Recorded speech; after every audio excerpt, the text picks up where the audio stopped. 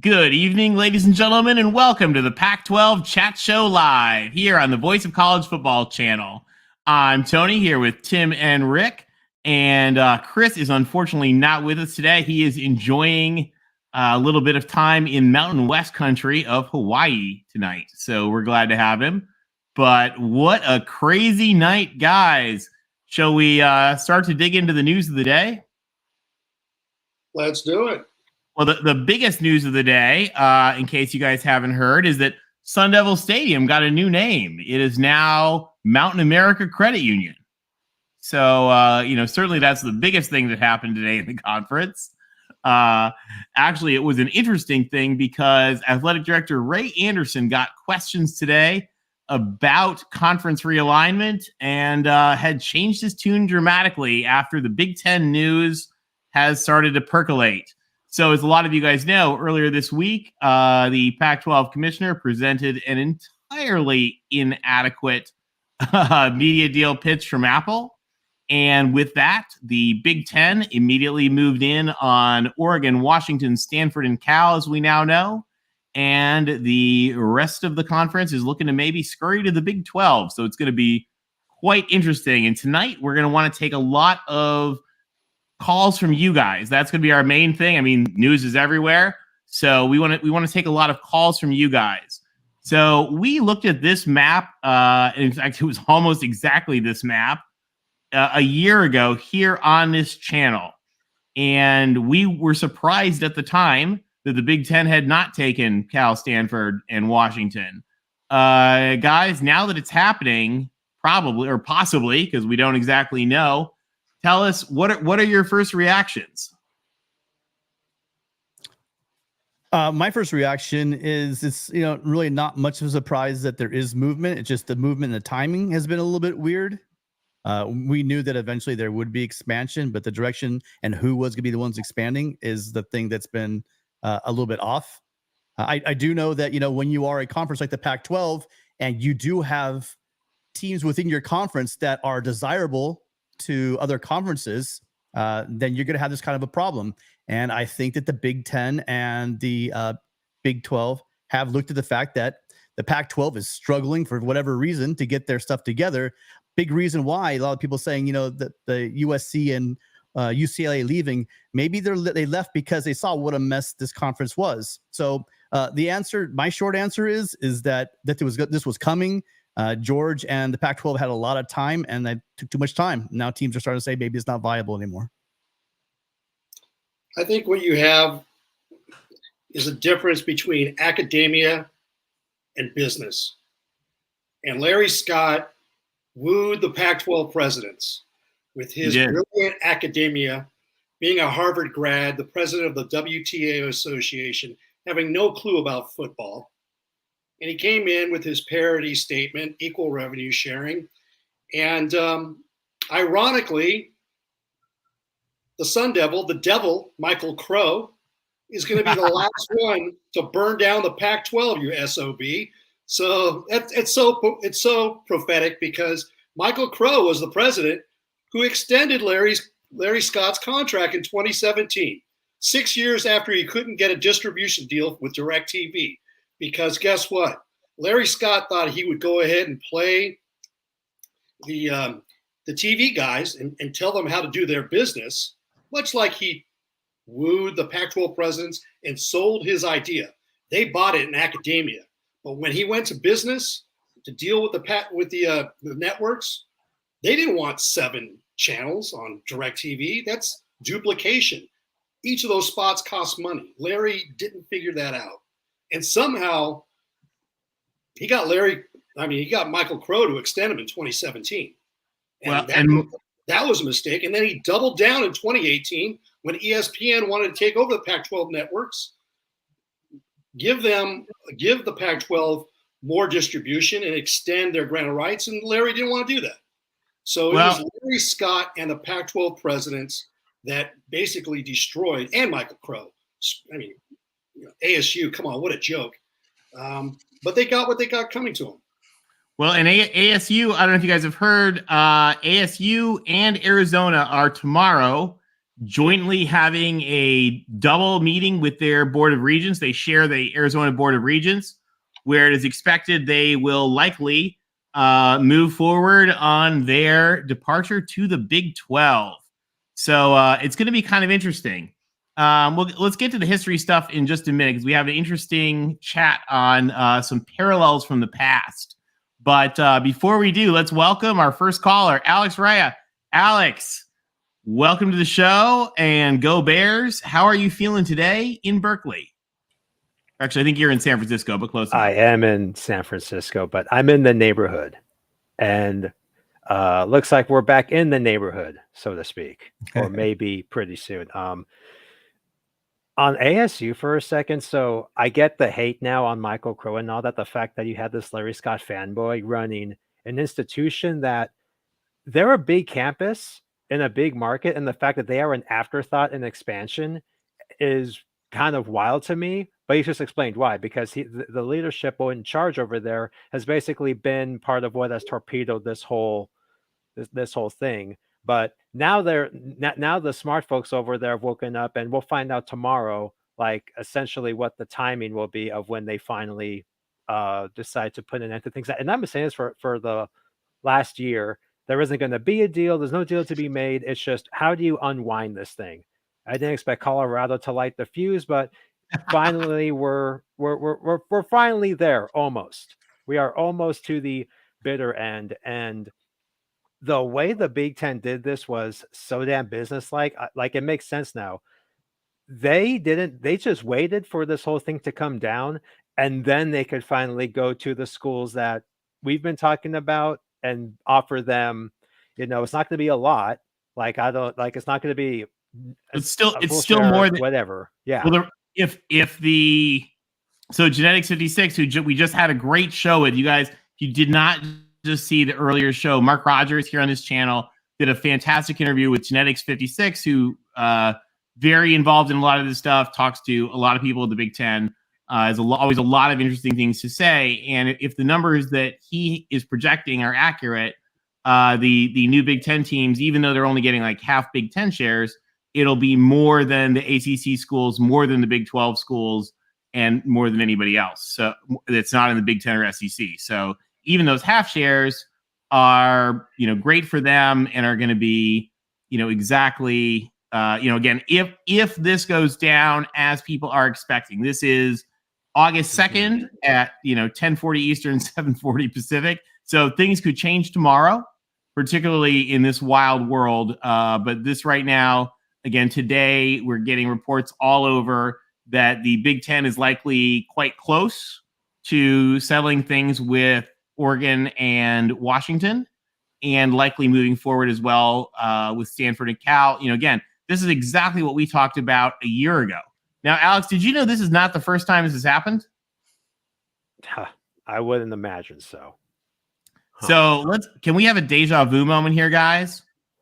So kind of funny, in the 1950s, USC and UCLA left the conference. Now, they did it with Cal at the time, but just like now, in fact, one of the funniest things, if you look at this headline here from the LA Times, in 2022, the LA Times used exactly the same wording on their headline for when USC and UCLA left the conference, which is pretty funny.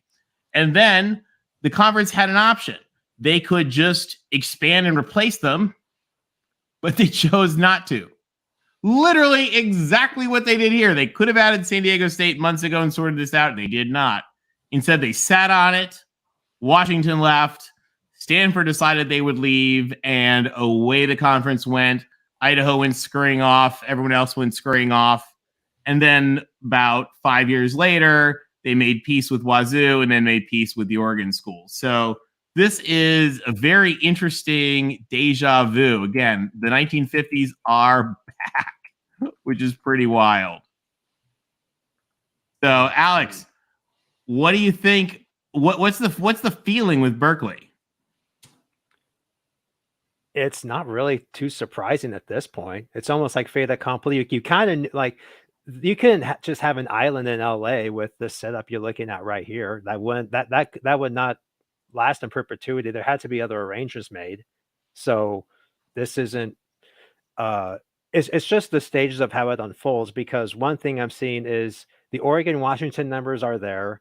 You have to work out Cal and Stanford with other media partners and whatever. And again, like whatever the shares are, like we'll go into the Big Ten for a ham sandwich. Give us $5. Doesn't matter. We're in. Stanford will probably write a check. Well, and Stanford doesn't even have a president right now. I don't know who's going to sign that deal. Whatever. They'll just send. I don't know. Maybe they'll send they'll send one of their interns to sign the contract. Whatever. They'll send Elon or one of the Google guys. Yeah. So whoever. Yeah. So we'll come in, and at this point it's just it's really setting the stage of the Arizona schools meet tomorrow. Utah has kind of done, they're going to do a 180. They're just waiting on others. And then it's just and then when does the big finally decide to muscle forward and say, okay, now I think they'll do Oregon and Washington first. And they will essentially use that as the catalyst to then go to us and say, well, here's what we're going to give you now, because based on what you would have been getting anyway, like for however many years until the next media deal, you'll get this. And then we're like, okay. So it's so whatever we get, it's not going to be a lot. But again, it's like this, I call it the non-deal, the Kliavkoff. I'm sorry. The Larry Kliavkoff. Exactly. The Larry Scott, George Kliavkoff, like whatever. It's still interchangeable. Yeah. I mean, Kliavkoff, he got a raw deal. He was never going to save this. But if you worked in finance, business, whatever, a good deal when you see one, and there was no such thing as a bad deal. You just know you don't sign a bad, like when you see something that's bad, you don't sign it. There's no deal. I don't know what the way he played this out is going to be. Like someone's going to write a book about this, and in business schools, students are going to study how to not try to run a media deal through. The whole thing was a damn farce. It was so absurd. How this? Well, and the president's, the thing that I can't get over is the president's failed to lead. I mean, that's the thing. And so we had a whole list of like next steps that were on the slide deck to talk about when word broke about Washington, Oregon. So it's probably not worth dwelling in. By the way, thank you, Erica Goldberg. I appreciate the comment. We try to put the accents in the right place. I agree with Alex on the deal being a farce. For anybody who wonders, these were the next steps that we were going to talk about tonight, but I think they're a little OBE. Yeah, we can can that for now. Yeah, see ya. ACC I partners. As far as back in February when the Pac-12 put out that statement, that first statement that became a meme, and I think we talked off air, Tony and Tim. I mentioned time kills all deals. They do not have a deal. They will not have a deal. And as it kept on extending, you knew there was no deal there. The TV networks basically said, we don't want to deal with the Pac-12 for the price that they think they can get. And again, the difference between academia and business. And, 6 months later, got no deal. Or you got a deal that's kind of based on incentives or subscriptions, kind of like the deal 12 years ago based on direct TV distribution that never appeared. It is a farce. It just seems weird. Well, and my what I think is kind of wild. I mean, the presidents really did this in. And I wonder, I don't necessarily, I'm not, saying it's like conspiratorial or intentional per se, but part of me kind of wonders whether they flailed around long enough. Particularly, we kept hearing, I mean, Washington has been the chair for the past year of doing nothing. And Stanford was the number 3 on the board, also flailing and doing nothing.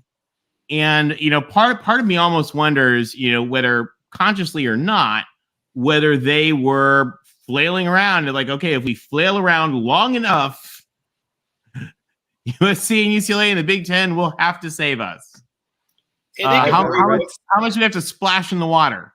They could blame USC for ruining the Pac-12. And they do. That's BS. You know what? we saw the iceberg a year ago, okay? And we grabbed little brother and we jumped in our life raft. And we took off. Guess what? The Titanic hit the iceberg and Colorado bailed. Now everybody else is scurrying off. So don't blame us that we saw what was going to happen a year ago and decided, let's blow this taco stand. We're out of here. Hey, guys, we made the Pac-12 and we're going to leave. Guys, I'm adding in Larry right now. Larry, welcome. Hey, guys. And hey, Larry, can we just take a minute? Let's talk about something that I think is actually serious and scary and sad, because it is two great universities, two outstanding fan bases, two great states. Guys, what happens to Wazoo and the Beavs? Well, that's the thing, Tony. That's the weirdest thing. Think back to Pete Carroll. Who was the only teams that could beat USC? Wazoo and the Beavs. They were the ones in the Pac-12 that stood up to USC's best teams and hit them right in the mouth. And you know, whatever the reason was, I know the Oregon State game, they're flying high off of that win over Ohio State. They win their flat, went down early, and could never dig themselves out of it. That was the Beavs, you know, and their ability to put a great game on and just punch USC right in the mouth. Same thing with Washington State, cost USC probably a national title. And they're the ones with their great fans. And I hear it all the time about SEC, all this, and Big Ten, blah, blah. And there's no good fans out west.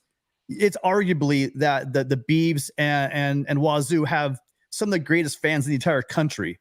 You know, that Washington State flag flies all over the place when you talk about the game day, right, crew. And they always make a point to point out that flag. It's there everywhere. Great fans.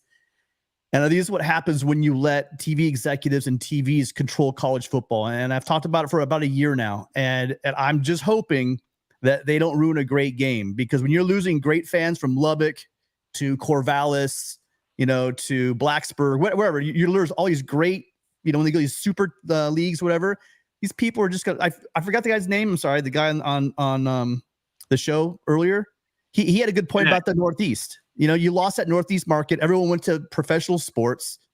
Where do you think all these people, these great die-hard college football fans, are going to go when you relegate these great, proud programs? And yes, Oregon State and Washington State have every right to be proud programs, get screwed over because a couple of executives want to change how college football is played.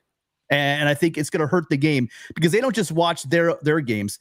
They watch Florida, Georgia. You know, they watch Michigan, Ohio State. They watch all of these games. And now you're losing great fans because some greedy TV executives want to tell us how football's played. What do you guys think? What do you think happens for Wazoo and the Beavs? I don't want to comment on it because I kind of think I know where it's going to going. be pretty fascinating. I can't think of well, I mean, we've seen it with the Southwest Conference. We had some teams fall back into the WAC and Conference USA or whatever. Right. Yeah. TCU, SMU, and Houston. Yeah. And we've seen it with what became of the Big East. I mean, should we talk? I forgot to put one of the slides in. But should we talk about the kind of scenario options that they have? So if I were the Big 12, I would work it out. I would add Washington State and Oregon State, find a way. If you're going to 16, go to 18, whatever. It's fine. Like, I would find a way to make that happen, because those are two great schools, great fan bases, great teams. Oregon State this year is probably a better football team than anybody in the Big 12 that's a continuing member. So, I mean, they're not as good as Texas, but they're really good.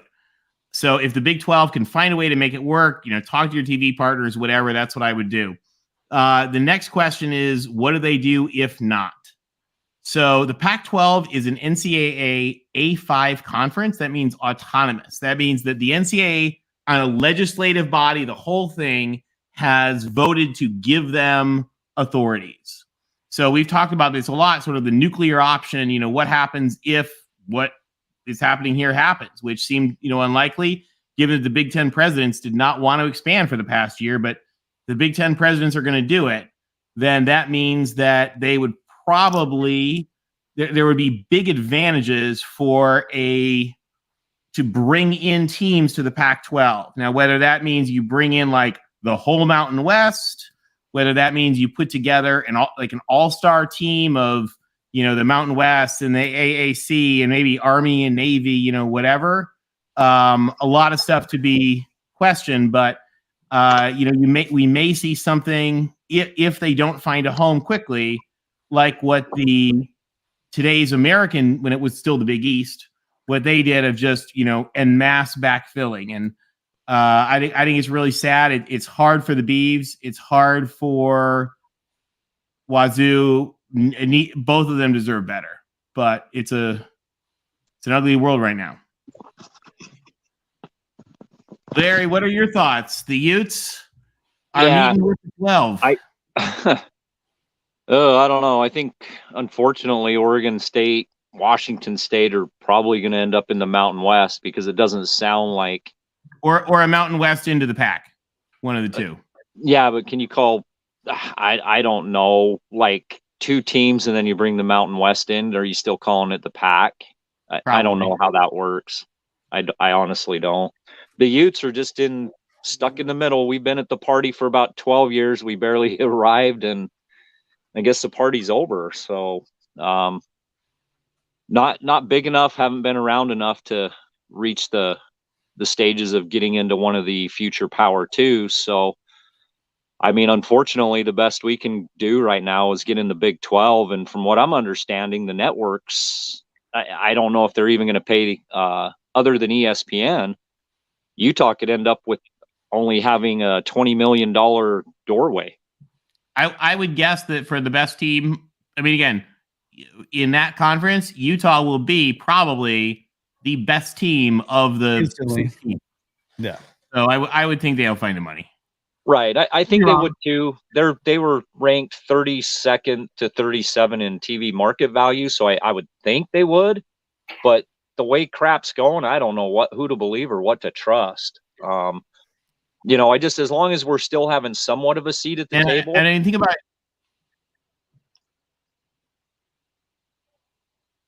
Are you there, Tony? And the other thing is the thing about these. Yep. Can you hear me? There you are.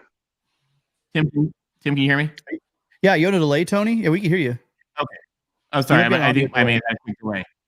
The other thing is this is great for their conference because if you average the academic rankings, these become, if you average multiple, not just US News, but if you look at multiple academic rankings, these become the 4 best teams and the 4 best schools in the Big 12. So this raises the Big 12's profile. It raises their markets. Having Utah is a good thing for them. Yeah. You just got to convince some Big 12 fans that are pissed off. So we'll see how that works out. Because they're not happy. There's just been, the whole they're never happy. Yeah. And they're so never happy. Yeah. Well, the good news, Larry, is that the fans don't decide what happens in the league. I mean, it's really a good thing. I know it's been jawing back and forth between Ute fans and BYU fans and Big 12 fans, but the good news is that it's all about business, and they're going to bring the Utes and the Utes brand. I think you guys will be fine. And I do agree with Tony. You guys go in there, you're, if not the best, one of the best football programs in the league. Yeah, I agree. They're fine that way. It's just, I'm going to miss playing some of the marquee brands like you guys in Oregon and Washington. And tell your president not to. I get it, Rick, but damn it, should have took some of them Big 12 teams when we had the chance before you guys bailed. So, but there was no added value though. The problem is before USC left, there was absolutely no added value adding those. Like, who was there in the Big 12 they were going to add? I know, but yeah, I get it. But if USC knew they were leaving, they did not. That was a year before they left. Did they know? I mean, they didn't know they were leaving. Oh, okay. Well, I knew it was a year before they left. Larry, you could tell the Pac-12 presidents everything you want to tell them. Doesn't mean they're going to listen. I know. Hey, Rick, Utah has done everything they've possibly could. Come on, man. Yeah. You know what I'm not going to miss? They're on a different level. Right? You know what I'm not going to miss is that crap. The whole. There you go. The whole posturing, that whole academic posturing crap, and like I'm not going to miss that part because it's. If you want to go ahead, if you want to go ahead and blame USC, that's fine, and we'll take the shot. But I'm with Tim. We've been taking the shots for a long time. As time goes by, if you look at it from a business standpoint, Larry Scott Who enabled Larry Scott? Michael Crow. Okay. And Rick, I'm with Tim. so It's not USC's fault, bud. I'm not blaming it's USC. okay. I It's like the being network. hated, but I speak the truth. And there's an ASU guy on here earlier just didn't like what I had to say. It's like, don't put it on ASU. It was USC. Well, that's the easy answer. Come Right. on. There's a reason why USC left is because the money wasn't there. And I'm not going to go back into it, but it's funny when you hear Washington and Oregon talk about if they were staying in the Pac-12, they would have to discuss, unequal revenue sharing because they would be the lead guys in the Pac-12. But yeah, funny how the tune changes once you're the big dog, But Oh yeah, I get it, Rick, and I've never blamed you guys. We jumped up to a chance to get into the Pac-12. It's a promotion. I don't blame USC. Anybody would have done the same thing. I really don't. I don't blame USC for any of this. I'm with Tim. It's the networks and the money that's moving this all around. So, I don't blame USC. I don't blame them. Yeah, and Wanakin, I don't know what to tell you about this, my man. Look, the story is very simple here. USC is not being sensitive. We're going on to the Big Ten. No. We're just hearing. Maybe I remember hearing. Anyone correct me out there if you're wrong.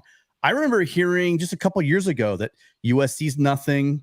That they're irrelevant to the Pac-12. Blah blah. We were irrelevant until we weren't. That's all I'm going to tell you. And it isn't on USC leaving. We're looking at right now how dysfunctional the Pac-12 is. And if the Pac-12 hadn't screwed up years ago, someone in the USC chat talked about UT and OU years ago, possibly, and stuff going on with the Pac-12 that dropped the ball. The Pac-12 has made mistake after mistake after mistake, and they decided to screw over the Golden Goose, and the Golden Goose left, and this is what you get. I'm sorry, call that arrogant, call it sensitive, whatever you want to call it, but this is what happens when you don't take care of your brand. That's as sure as it goes. And John has a point here. John says, respectfully disagrees. The value in eating the Big 12 would be they no longer have the ability to eat us. Quite honestly, they never had the ability to eat you. No. The Pac-12 just left itself out there doing nothing. I mean, again, the Pac-12 could have expanded. They had better offers earlier in the year they could have taken. The Pac-12 just sat around picking dandelions in left field. And eventually the things worked out in the Big Ten. I mean, even if the Pac-12 South school, even if like both the Arizona schools, for example, or just Arizona wanted to go to the Big 12 and the Big 10 wasn't going to make any kind of move, the Pac-12 would have survived and actually had higher team performances than the Big 12 because they'd have had Washington, Oregon, Utah, Oregon State, all of which are arguably better than any team in the ongoing new Big 12. Without a doubt, those four teams are better than any team in the new Big 12. See, here's the thing, you guys. Someone tell me right now in the chat. Someone tell me in the chat right now. Name one Big 12 team that the Big 10, ACC, or the SEC are eyeing to poach. See, the reason why they're so incredibly stable as a conference, if that's what stable is what you want to call it, it's because nobody wants those teams. I don't know how to break the news. I don't care. Come at me in Twitter like all of you weirdos do. I don't really care. Tell me I'm lying. The fact that the Pac is folding, it's because they have a bunch of teams that other conferences desire. The Big 12, when OU and UT left, there was no additive value by bringing any of those schools over because let's think about it. Missouri, A&M, Nebraska, Texas, Oklahoma, Arkansas. I mean, all the teams are just, nothing's there anymore. And now what you have is the bottom of the old Big 12, the bottom of the Pac-12 heading over there, and then some G5 schools. The Pac-12 still has really marquee teams in it. And if it wasn't for completely inept leadership, literally, which really did them in, it would still be happening. I don't want to harm. I think there's great fans everywhere. I get lots of great feedback from normal fans out there. Not everybody is a loudmouth representative on Twitter. And college football is getting ruined. I'll be the first one to say it. My team's going on a trip on a nice little lifeboat, but for how long? I mean, is football going to be like it was in the 80s and 90s, 2000s? I don't know.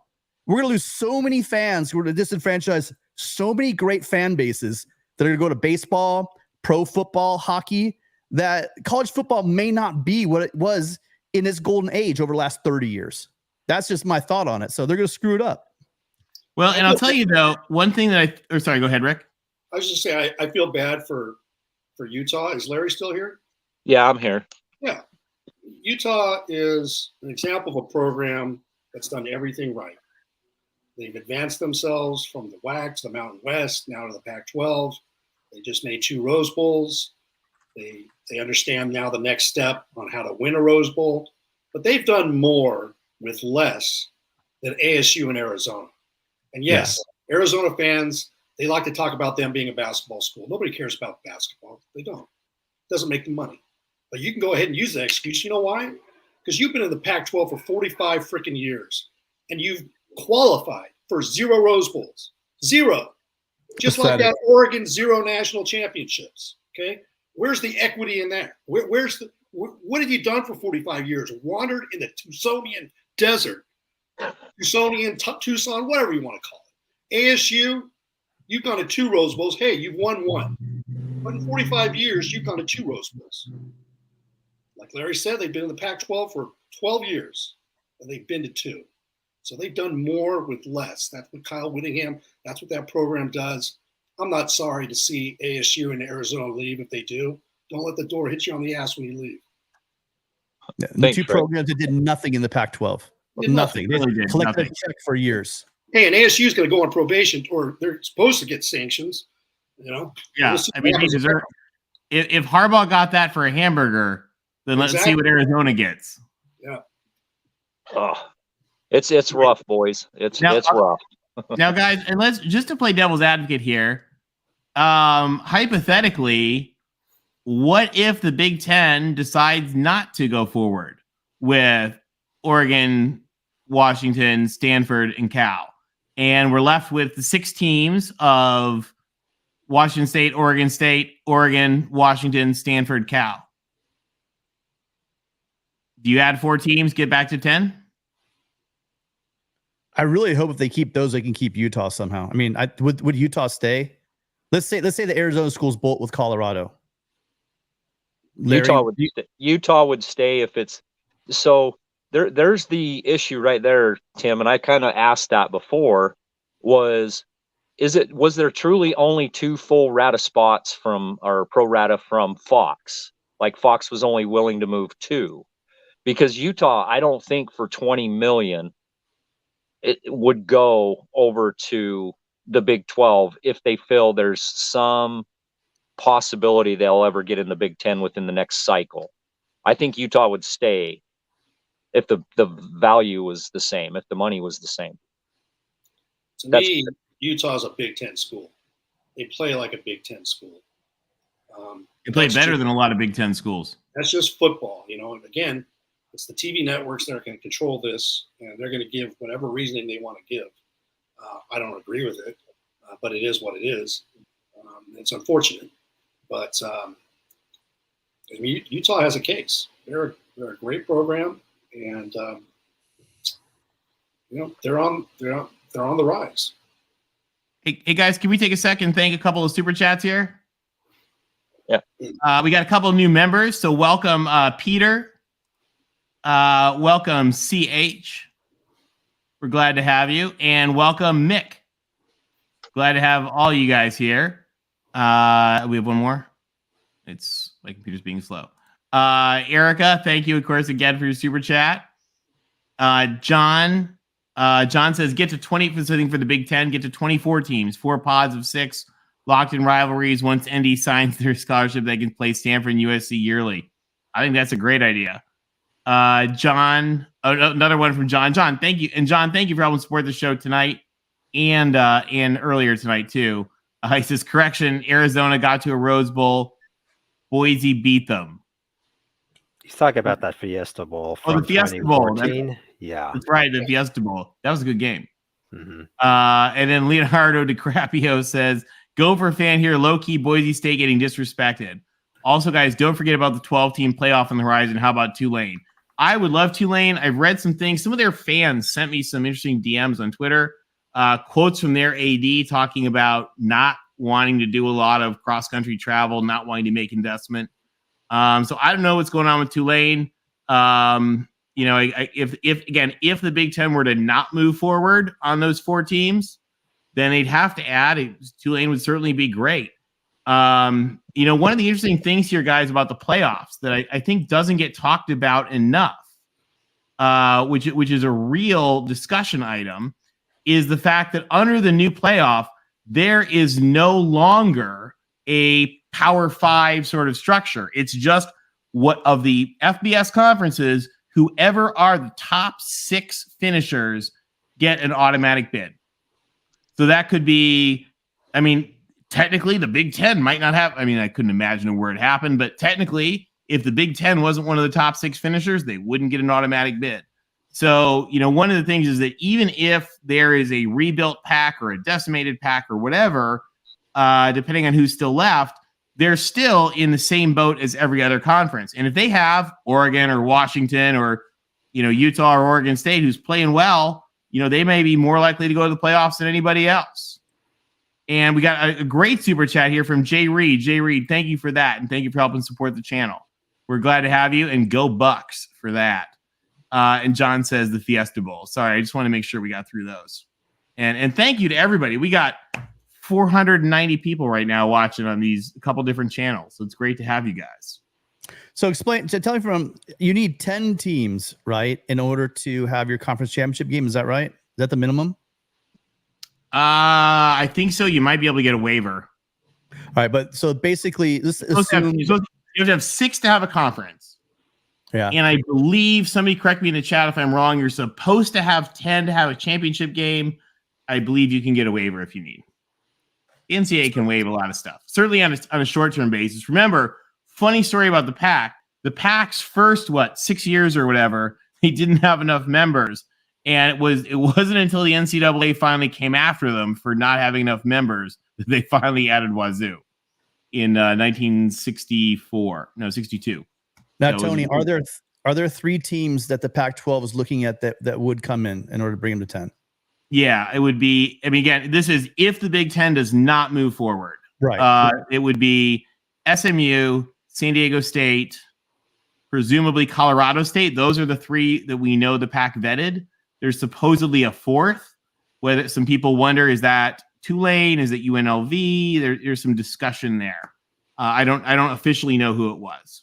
Mike V says, 10 teams for a conference championship game. Again, unless the NCAA were to waive it, which under the circumstances, they might for 2 years or something. Who knows? And this is right too. So that the deal goes through 2026, and then it's all up for grabs. And I'm gonna say, the way that the quote unquote A5 schools, have gone, A5 conferences are going, it's gonna be hard to say that some of these conferences deserve an automatic seat at the table. The only reason why I say I disagree with that is for my original comment when I said, that's not just the A5, that includes the G5 too. That's what you're right. It's the top 6, right? Okay, so top 6 out of 10. The whole idea, though, is the fact that if you don't do something like that, it's going back to that whole point I made about disenfranchising entire swaths of the college football community. And in order to keep this strong, and the TV executives know that as well, they're doing all this stuff to make more money for themselves. But again, if they get rid of, tons of fans across the country because they make it so it's just going to be, schools from the Big Ten or the SEC and the ACC, and those are the only schools getting in, no one's really going, you're going to lose a whole Western United States, and a lot of really good fan bases are probably going to be turned off by it. So I think that even after this, I still think that you're going to have some kind of an auto bid system, just like the big dance, right? There's teams in there from all kinds of conferences that get free auto bids. They do that to keep all the interest in basketball up. Otherwise, you'd have tons of teams disenfranchised, and they're not going to be interested, and fans don't even care about the tournament. But in order to keep it nice and healthy, they invite everybody to the tournament. Do they have a chance of winning? Hell no. But at least they get a chance. At least they have that Cinderella chance, like a Florida Gulf Coast or whatever, where your team can get hot and you can make a run. So people think that that's going to happen to their school. That's how you keep a lot of these football leagues and conferences in in the fold because they have a seat at the table. So I think that's still going to continue. I really do. All right. Hey guys, let's bring in, we've got him waiting for a little bit. Let's bring in Need More Cowbell, who had some questions about and some comments about what's going on. Need More Cowbell, welcome. Hey, how you doing, Tony? Good. Hey, How you guys. doing? Doing real good. I want to push back a little on what's Genesis presented in the previous show, because I thought his presentation was excellent, but I think in a way he's missing he's missing the point that football factories aren't factories. That there's more going on than this. And I'd like to make 3 points. The first is that the structure of sports and the structure of any business in sports is not like private industry, in that you, by your cost structure that you build in, it has to do with inflation, it has to do with marginal costs and diminishing returns, that you sow the seeds of your own destruction. In that it's very easy and very cheap to go from the last place team in college football to the 25th place team. Doesn't cost you much money. But going from the 10th best team to the 6th best team costs you a ton of money. That's a great point. The other point is inflation. Let's say if I'm a big time program and I need a top 10 offensive coordinator, that offensive coordinator that cost me $1 million today in 5 years is going to cost me $2 million for the same product. That's different than private industry. So what happens is you build up this pyramid of costs, and you build it up because you're afraid of failure. And you sow the seeds of your own failure. And you can see this, for instance, in soccer, where like Leeds United or Barcelona has to compete at the highest level in the Champions League. To compete at the highest level of Champions League, it has to spend more money than it makes. It has to run deficits. And that eventually leads to bankruptcy, administration selling players, and then it's a complete crash and burn. Leeds crash and burns for decades because it didn't make the Champions League 1 year, and it built up that cost structure. These big programs, and I'm going to say Michigan was one of them at one point when Dave Brandon was the athletic director, got real close to having a severe financial problem because, hey, is baseball better now than 20 years ago? No, but the costs are much better. So, and there's only so much cable television can pay before it flatlines. And that has to do with marginal revenue. So your costs are increasing exponentially and your revenue increases marginally. And the next thing you know, the networks are saying, the athletic departments are saying, we're not making any money. And the answer from the networks is, hey, let's add a game. We need more money. We need more games to sell. So let's add a game to the season. And this rat race continues on and on and on until the system breaks. Because there is no mechanism for saying, that's enough, you need financial discipline. You're just always chasing the rabbit. And it gets to be a point where you're chasing the rabbit for your own safety. Second point is, does it matter? And in that, is Harvard or Yale a diminished institution because it doesn't have a big-time football program? No. Would Stanford or Cal be a diminished institution if it didn't have a football program? No. Is the potato salad at the tailgate before the Colorado game going to be better because now it's not going to be last in the Big Ten, but only 8th in the Big 12? No. So what are you buying For a lot of these teams, you have to start questioning, I'm paying a lot more, and what am I buying?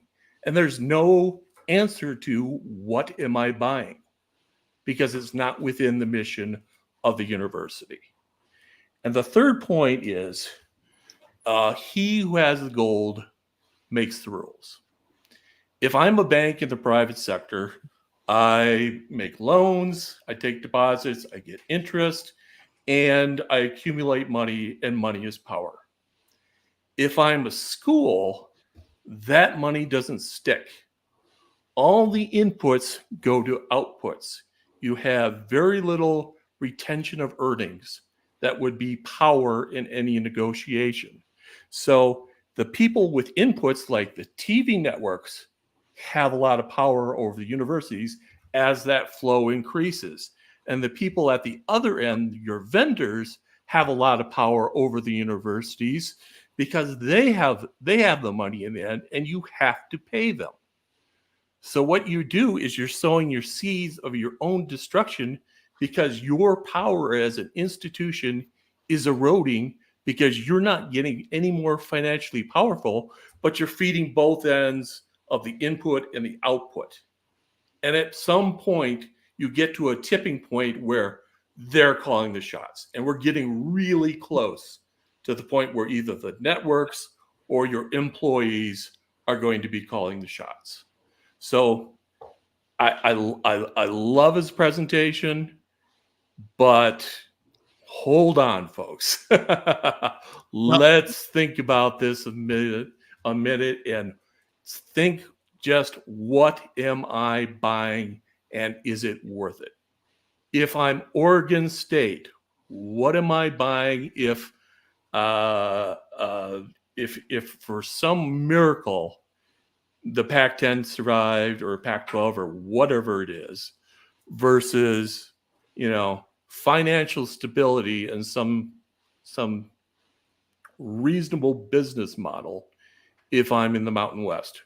Is that potato salad really that much worse if I'm finishing middle of the pack in the Pac-12, or I'm finishing third or fourth in Mountain West, or better? And that's all. Yeah, and I think those are a lot of really good points. And I love your point too about, the networks versus the employees and the play. Excuse me, and the players. And that's something that professional sports deal with all the time. One of the differences though is that they are run by people focused on running professional sports. I think one of the big failures in the PAC has been, the role of the PAC, for example. Let's look at Dr. Kelsey from Washington. She's running a $9 billion budget, of which football or sports is $150 million or something. Okay. She's running a massive healthcare system. They're literally trying to, design the next generation of airplanes and send people to space and save the world and fill Microsoft and, play football on the side. And I think the Pac-12 has also shown that if your leadership is not focused enough, right, you drop the ball. And here's my explanation for that. They don't know what they're buying. Great example. They cannot define what it is they're paying for. Therefore, they don't know how much to pay for it. That's a great example. I love that. Thank you. That's awesome. Thank you. No, I love it. You got to call in more often. Okay. We're glad to have you. All right. Thank you so much. And sorry for boring you with. No, I love it. We love it. You're welcome anytime. Thank you. Thanks so much. Let's get a couple of super chats here, guys. Gixer Squid, friend of the show. Given realignment, at what point PAC is no longer the PAC, and with potential PAC departures, what point prospective additions only devalue the Big 12 and Big 10 brand? Those are both really good questions. With the PAC, I think the real question is, does the Big 10 follow through with the plans that are being talked about today? Again, those are not, we seem to think right now, again, this is sort of projecting, again, the Pac-12 sat around, farted around, and did nothing. So our projection, still waiting on expansion. But right now it looks like they're projecting probably the Big 10 will move forward. We heard it from Genetics earlier. with Washington and Oregon, and probably Cal and Stanford in the Big 12 will probably move forward with both Arizona schools and Utah. So, at that point, do they do what the American did and get a new name? Do they change the name? One interesting thing, Gixer, also related to that. Somebody, OSU X or something, had some confusion. Guys, I just want to clarify. This is an interesting history point. The Pac-12 was not founded in 1915. The Pac-12 was founded in 1959. It opened its doors July 1st, 1959.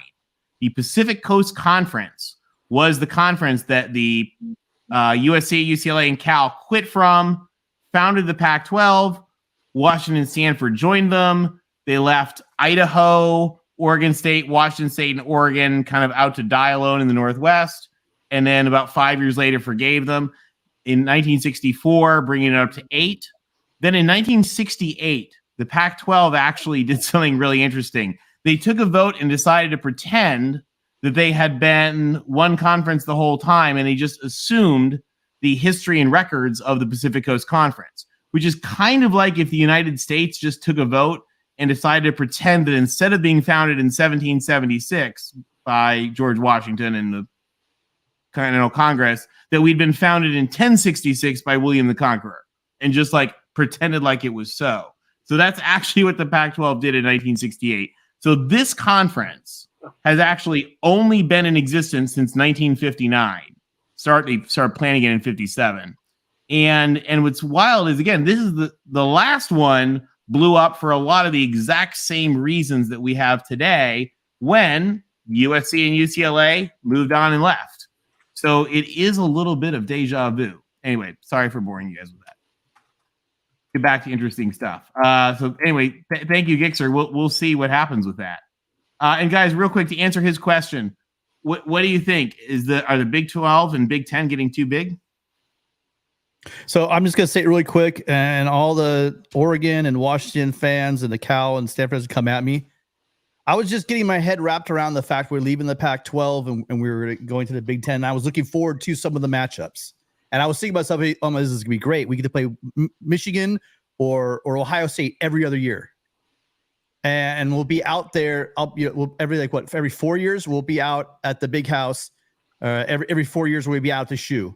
And I'm getting these great ideas in my head, like how great this is going to be. And I'm really getting excited about it. If they load up and we make it into, and I remember, Tony, we talked about this. We even said a long time ago, jokingly, there'd be like a 20-team conference with 10, with the Big 10 and then the pack, right? We'd have 10 on each side. And then we could play the game this where? To play the championship game where? The Rose Bowl, right? We could do something like that. But I remember Mark telling me, yeah, but what's the point of that? Because really, in reality, the two conferences aren't going to be playing each other. And it kind of ruins the whole point of what we're doing. And so I was just getting excited about the idea, again, of playing the Buckeyes or Michigan every other year and having them here in the Coliseum every 4 years. And now this throws a really huge wrench in the works. And at one point, will these conferences be too big? And at what point is it going to turn into, again, make it into NFL light and nobody cares? If you want to watch great football, no one's going to deny that the football in the NFL is better than football and college football as far as the game itself is played with the athletes and the actual quality of the game. But as you take more and more away from what college football is and you turn into like NFL light, like they're trying to do, like guess what? We get the networks and what do they have? They've got Fox, especially. They've got these great paradigms for what football should be because based on the NFL model. And you're going to see with the clock rules they've changed now, and now you're getting rid of all the bowl system and everything. You're going to be stuck with a system that looks like NFL light, and that's going to ruin everything. So I wish they would figure out what they're going to do. I wish the presidents would get some backbone and actually try to keep some of what college football is supposed to be. It's inevitable. I'm glad we're playing the players. They should be getting money the whole time. But at some point, it's going to be like a farm system or a minor league system for the NFL, and the game's just not going to be as good. And then as you piss off more and more markets, more and more people across the country whose team's no longer viable to win the national championship, they're going to be turned off and go to the NFL anyway. So it kind of sucks the fact that they're going to making people choose between old conference mates and whatever or a good product. I don't know. This whole thing of having a bunch of West Coast teams And then East Coast team, it looks like all he did, Tony, was cut out the smaller schools. We kept the Seattle market. You know, we're keeping the Portland market. We're getting the Bay Area, and then you have LA. The only one they didn't tap into was Phoenix. And I think Phoenix is actually bigger than Portland by a big deal. But it just looks like the TV executives said, we're the biggest TV markets. Let's keep those schools and cut out Corvallis and cut out the Palouse. Well, here's a question for you. If Arizona State hadn't been so bad for so many years, would they have been cut out? Well, correct me if I'm wrong, but I remember Brett Yormar talking about the Big 12. He ideally would like teams in the 4 time zones. So if he picks up the 4 corner schools, I believe that's the Mountain Time Zone. Well, they're Pacific part of the year, right? I believe Arizona is, but definitely Washington State and Oregon State are that Pacific time zone. So that's going coast to coast. And it would be a shame if those 2 schools weren't considered by the Big 12, considering all their marketing and what Brett Yormark was barking about through Endeavor and his Twitter sphere or X sphere. I go to Europe for 2 weeks and the whole world changes. It's kind of hilarious. Now it's X. Yeah. And you just landed from Europe like an hour ago, didn't you? I just did. And the funniest thing, I was chatting with you earlier, Tony, is for the first time I saw Hamilton on Monday night in London. Oh, good. And the irony there, like the first 15 minutes of the show, and my wife and kids have already seen it. And I don't know if anybody out there in the chat's seen Hamilton, but I'm seeing it in London. And this song is called My Shot. And basically says, we're going to create a revolution and screw the king. And that's what USC did a year ago. And I was laughing because they said, screw you, King Larry. You made this mess. You're taxing us. There's no money to be made. And the king kind of laughed and didn't care. And the true king left. And 40% of your value went downhill. So I just got a chuckle out of that, watching Hamilton in London. And the king was pretty hilarious. It's a great show. Went off on a tangent. Hey, we like those tangents. Hey, want to give a quick thanks to Jay Reed NYC. Thank you for your contribution. Thanks for the donation. We really appreciate that. That makes a huge impact to help the show. And then there was one more starred one. My computer is being so slow tonight. I think it's the thing where broadcasting. Oh yeah, Traveling Fools. Hey, if you guys can hit the like button. I know it sounds silly. I know everybody asked for it, but it does a tremendous amount to help the channel. There's 500 of you guys watching across the Voice of Colorado.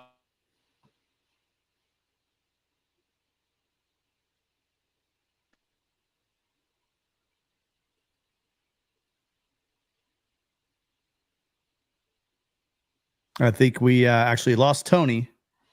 So you guys go ahead and in the chat we dropped the link if you want to join us. It is there. I guess Tony, you're back. So please, you guys, this is a call-in show. Back. If you guys have something to say, you need to call in and make that known. Yep, let us know. We'd love to chat with you guys. And let's bring on VL. VL, welcome to the show. Hey, how's it going, fellas? Good. How you doing? I'm doing good. Yeah, I just put my my initials, but my real name is Vaughn Adams Jr. But people call me JR. So like if you're familiar with the TV show Dallas, that's how I got that nickname. That was my parents' favorite TV show. Great show. Great show. I'm just not trying to go out how JR went out. That's all. Yeah, that's not good. It's true. But now I love what y'all are doing here, and I've been following what they've been going on with the Pac-12, and I myself actually coach track and field at Indian Hills Community College, so we kind of have to keep up with what's going on with the rest of these conferences. That's awesome. It's kind of interesting. And I was just thinking, maybe the Pac-12 should probably reach out. I know y'all mentioned to like maybe some of the schools in the the Mountain West Conference. But I was thinking if there was regionally, probably reach out to schools like Hawaii, UNLV. I think San Diego State has popped up a lot of times. I think that would be a good one. Probably tap into that New Mexico market, but I don't know how big New Mexico would be for them, or how they would fare in making in the Pac-12. But I think it ain't at this point. I think the Pac-12 probably needs to really just start shooting their shot with a lot of schools at this point. Well, and I think one of the other really good things you bring up, JR, that I think is a really good point, too, is when you talk about that proximity, one of the things, if they are going to rebuild the conference from scratch and they're going to have to rebuild it from G5, it's one of the thing about the Big Ten is that there's lots of money in the Big Ten to pay for charter jets to send volleyball teams from LA or Seattle to, central Pennsylvania. But if you're at a lower, at a Mountain West or sort of upgraded Mountain West money level, the bottom line really matters too. And so being able to keep your costs low is huge. I was actually talking to one of my favorites, an awesome AD actually from a FBS school in the Midwest, and the other day, and we were talking about the importance of keeping costs low. And I think that your idea is really good because that would help keep costs down too. Yeah, I think that's something I'm, learning being a coach now. Like, your travel where you want to go and what your budget is, it kind of dictate on how you operate conference wise. At the JUCO level, we really don't see that as much because we just go off a region. But man, what's going on in the Pac-12 is it's kind of going to affect what's going to happen with the rest of the college landscape. Even what happens with the ACC, and I'm actually originally from Maryland, so I grew up watching when they were in the ACC. Kind of telling my age at this point, but it's interesting what's going to happen, and I think we probably might end up seeing a 2-team conference at this point. Maybe even probably no more than 3. I think the ACC will end up dying, and so will the Pac-12. They're going to have to end up joining if they don't find teams like quickly. Yeah, it's gonna be interesting how they're gonna be able to backfill it if they do get enough Pac-12 schools to stay. But I mean, Tony, I've heard you say there's some scenarios, even if they lose a bunch of teams, that they could still try to fill and keep the conference viable. They really could. I mean, as long as they're some teams remain, they could backfill and keep the conference sustainable. Again, if for whatever reason, if the Big Ten thing doesn't go through, and they're left with 6 teams, 7 teams. I mean, they could replenish. And again, as long as you've got some powerful teams, you've got Oregon, you've got Washington, you've got Oregon State, you've got Utah. Those are strong teams. In some ways, we've kind of laughed, and so we've made a lot of jokes about this. But I mean, the Big 12 was taking great schools. They brought in great teams to themselves, but they are going after the worst football teams in the pack. Literally the 2 worst football teams.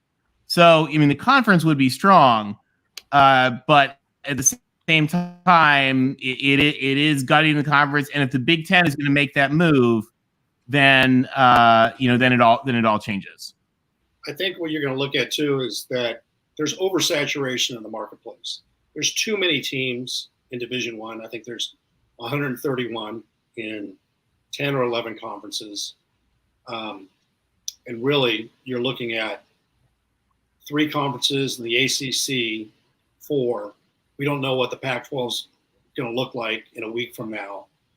You have an Apple deal that's out there. You got to be creative. There's a streaming opportunity there.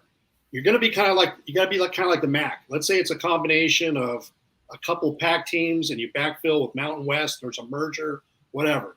Maybe Apple is the media partner, and you do games on Wednesday night.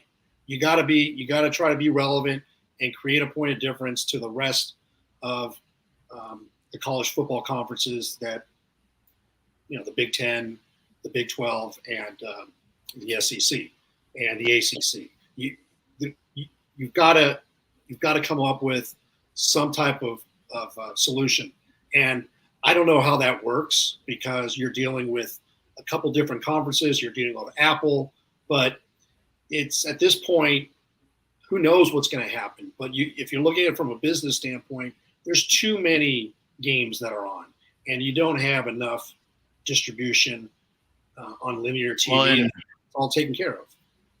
And the hard thing, LBC, is quite honestly, the Apple thing was based on the model that the Pac is at now. If you have a very much diminished Pac or a Pac Mountain West AAC combo, that's going to be at a much lower dollar amount. Oh, absolutely. Which might then actually change the equation, and you might be able to actually. It's funny, you might get a better deal than the Pac, right?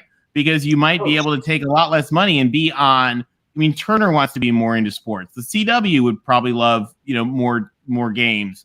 That we've heard. There's supposedly a lot of interested parties, just not at that dollar value. One thing we also didn't talk about, and in Genetics 56 in the last show, I forgot to bring this up. Let me just bring it up right now. There's an element of the Big 12 of the Big 10's TV deal that for whatever reason nobody talks about, which is that we know that it's set up in exclusive time frames for the main big networks, which is Fox has the noon game, CBS has the afternoon game, and NBC has the night game, and a couple of little trades among them. But in general, that's how it's set up. There's actually a fourth window in the Big Ten contract, or I've been told, I don't have the contract in front of me, but I've been told there's a fourth window in that, which is that you guys know Fox does baseball on Saturday nights, but the 10:30 game slot, which by the way, this year USC is playing week 2 in against Stanford, is actually a Big Ten Fox contract spot that they're allowed to take. So in moving Washington, Oregon, Stanford, Cal, we may see more of those, sort of Fox late night games. And we've got another caller. We've got McMuffin. McMuffin, welcome to the show. Hey, guys. Can you hear me? Yeah. Loud and clear. Great. A great show. Thanks. Glad to have you. Yeah. Thank you for having me. I wasn't able to listen to the first 20-ish minutes, but I completely agree with Rick in regards to, obviously I'm a Baylor fan, Big 12 fan, and a lot of Go Bears. Sick 'em. A lot of sick 'em. Yeah, that's right. Yeah, the Bear. Almost. You almost did it correctly. Close. No, I won't do it right. Wait, do I need more knuckles? Tell me, what do I need to do? It's like Tell you're me. holding a ball. Oh, okay, more like that. Yeah. You can relax the Sick 'em. Okay, I got it now. Yeah. I'm not sure why, and sometimes Twitter, Big 12 Twitter can be a little crazy, and it feels as though no, not Big 12 Twitter. Yeah, no way, right? That's a wholesome community. Yeah, of course. Yeah, for sure. I'm just kidding. Actually, there's a lot of great people. There's a lot of wonderful people on Big 12 Twitter. For every crazed monster, there's probably 2 great people. The loudest ones tend to be the craziest, but I promise some of us good ones are out there. As is everywhere. Yeah. I think a lot of people are discounting, I think, the value of like an Oregon State and a Washington State to the Big 12. I think they fit. They're probably better academic institutions than most, if not all, of the Big 12 schools. Certainly in research dollars, I'm sure they're way above most of the Big 12 schools. I feel as though a lot of people, and according to Brett Yormark's comments, trying to get into that Pacific time zone.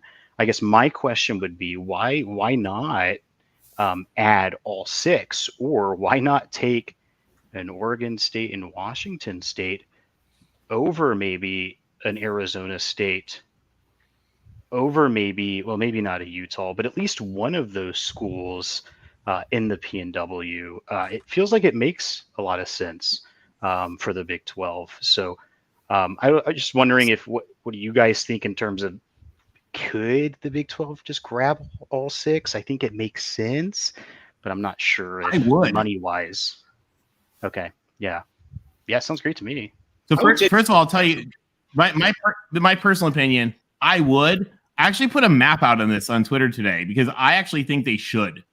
Like, if those 2 are available, those are 2 great schools. They're also great ag schools, like phenomenal ag schools. especially Yeah, Wazoo. Washington I mean, State. Yeah, of course. phenomenal ag school and Sophisticated great. farmers. Yeah, it is, and it's great. It's a great school. They fit in well. I mean, I'll tell you two thoughts on that. One, your commissioner is really good with getting money out of TV networks. Yeah. So if anybody can convince them to do it, it would be him. Yeah. And the other thing, which I've said from the get-go with the Big 12, because I also think like Memphis would be great for the Big 12. I think it has like a great strategic fit. Obviously now they're getting Arizona State, so they don't need Fresno, but I thought Fresno would have been really good for them. But the thing that I would say to the Big 12 is you have kind of a once in a generation opportunity here to get some great schools. So if you took something that was a little dilutive, just a little dilutive, it's not necessarily the end of the world. It's not even a bad idea. I mean, I think the Big Ten is going to do the same thing. It looks like here probably with Stanford and Cal. You know, they may be a little dilutive, but like at the end of the day, the benefits are there. I agree with you, Mick. I would take him. What do you guys think? I would take Oregon State, Washington State, Arizona, and Colorado. I would leave ASU in the dust. They're damaged goods. We don't know what their NCAA penalties are going to be. Why would you want to take on that school? You already got one in Arizona. You've got Colorado, and you stretch the Pacific. You got the Beavers, great coach. They just rebuilt their stadium. They added on to it. Washington State, a great program, great school. Those are the four I would take. And I'll tell you something about Washington State too, Mick, which you'll appreciate this being from you from Texas? I am, yep, from Waco. Okay. So from Waco. Okay. So you know how let's pick on Baylor and Texas Tech. Baylor and Tech, they're in Waco and Lubbock, right? And so people go, "Oh, those aren't big markets, whatever." But Texas Tech fans are everywhere in Texas. Yeah, sure. And same with Baylor fans. So I mean, Washington State is the same way. Washington State is Pullman is just like Lubbock. It is like once you get to the middle of nowhere, you're like 4 hours away. Yeah, and but their fans are everywhere. Their fans are in Seattle. Their fans are in Tacoma. So I think it's a great ad. It's just like Texas Tech. What do you guys think? I think they should add Oregon State, but I think like you should go after two, like Oregon State and Wazoo. But then you should get. This is going to be like a kind of a reach for probably the Big 12. I don't know how they would approach this, but I think maybe it should still someone like SMU. No, you're not gonna get a Baylor guy to say that. No thanks, I'm good. We can get rid of TCU and add ASU. How about that? That's the trade. Spoken like a true Baylor fan. I like this. Yeah. No, I mean, I maybe. See, I would have really liked the Pac-12 to survive, and then even though I don't really care for SMU, Colorado State, any of those schools, they would have been good for it. It would have been great. Yeah, it's fine. But really, like I think of all of the eligible Pac-12 schools, the one I like the most to take is Washington State. That was my own. I think culturally, academically better, I would assume, than most schools in the Big 12. It just feels like a lot of people are discounting the state, the Washington State, Oregon State brands. Maybe it's just a Twitter thing. I don't know. But no, it's been an issue in the Pac it was an issue in the Pac since it was founded. It was an issue in the PCC for 50 years before that. Yeah. And I'll tell you also another thing about Wazoo. Washington State never gets enough credit. A ton of people watch their games. Mm-hmm. Like way more people watch Washington State than watch either of the Arizona schools. Yeah, and like Oregon State as well, right? They have really enthusiastic fan bases. Smaller cities, they just fit with the Big 12. They fit right in. I think they fit in better than like an Arizona. They probably do. I mean, yeah, I'll tell you, I've always thought Arizona, and I mean, I know they're not looking to do it, but I have always thought that Arizona would fit really well in the SEC. Okay. That just, as far as the school, it's big state school, med school. But I'll tell you also, and this is a great thing for the Big 12 because you guys had, Kansas was the only AAU school. Was Kansas the only, and West Virginia and Kansas? Yeah, but I think West Virginia and Kansas were the only med schools, weren't they? Possibly. Well, Baylor has a. Oh no, Texas Tech has one. Okay. And the Baylor one's not tied to Baylor anymore. It's not. I guess not. Yeah, Baylor Scott and White is not tied. Yeah. Yeah. So one of the great things here is in adding Colorado, Arizona State's opening a med school, adding Arizona, adding Utah. It's actually going to do a lot of really cool stuff for the Big 12 in terms of adding med schools, adding AAU schools. I think a lot of replacing what was lost with A&M and Mizzou and those guys. Yeah, absolutely. We're never, it would be delusional to ever think that we're going to be able to catch the Power 2. Who knows? They could absolutely completely separate. I'm just glad we're adding very quality schools. Somehow it amazes me. I thought Baylor would be in the Big East or the Mountain West right now 2 years ago. So this is good. I'm just really sad, though. It's good, but it's also very sad that the Pac-12 dies. You guys have a really smart president and a really smart AD. Yeah, Livingstone she is phenomenal. She is. I don't think she's long for being president at Baylor. I think she'll be moving. Well, can I give you another observation? Sure.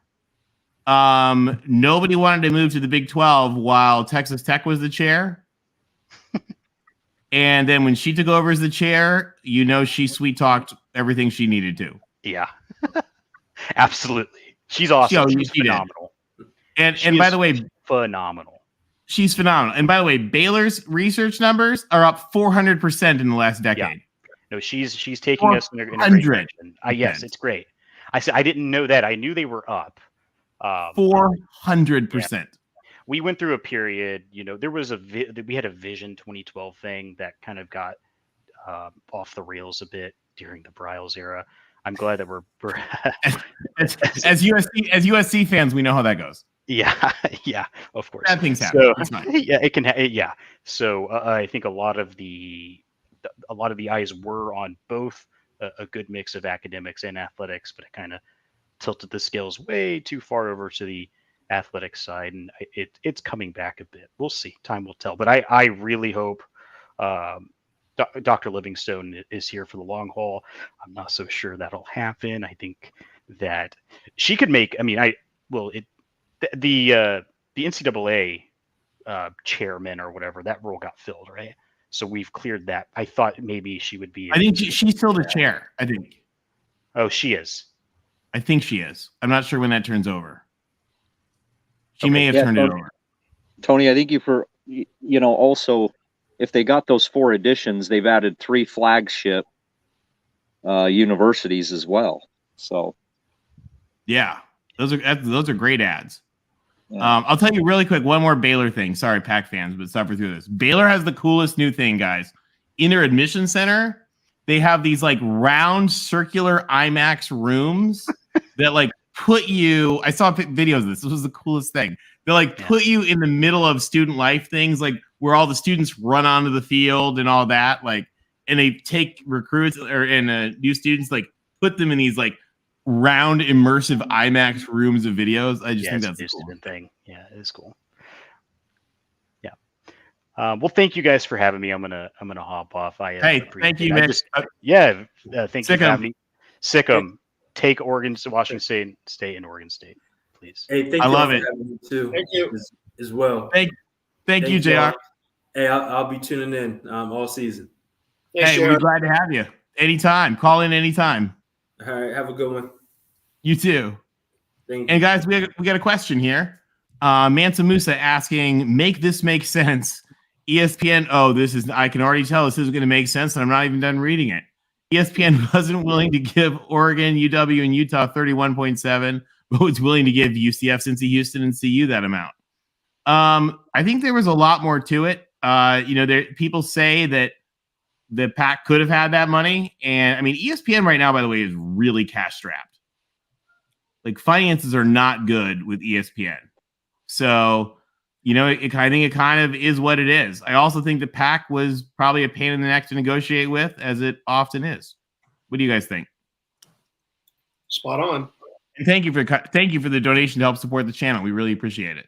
And we don't even know if George Kliavkoff can negotiate. We're just assuming, right?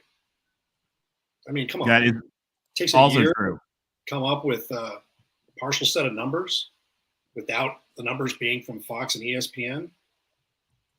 So, and maybe his hands were tied because the presidents had a different expectation. We'll never know. Nobody's going to tell the truth. Yeah, And we'll maybe know someday when they write the books. I agree with Rick Were you on saying, that. Larry? And yeah, I've said it, Rick, to Tony. I feel like George K was sent on a fool's errand. Yeah. Like, here, we want this money and we want this exposure. And Tony and I have talked about it. Why you wouldn't resign or grow a pair? If I was in his position, I would have said, look, you're asking me to do the impossible. So either I go find a new job or let me do mine. So that's where I stood on it. And I think Tony how do you feel about that, Tony? I think we may never quite know. Again, I think Kliavkoff might give some interviews. We know that the presidents drove that bus drove that bus off the cliff. And I think that he's going to take the fall for it, and he is not, and he is very much also to blame because the job as commissioner in the Pac, in the Ivy League and the Pac are different than the other conferences because the presidents are much, much more in control. But as the commissioner, you have to lead up.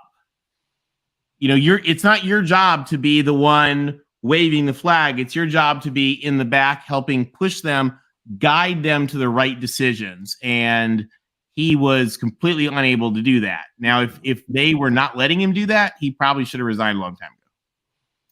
Wasn't it Oregon's former president, Schill, that was the head of the committee that hired Kliavkoff?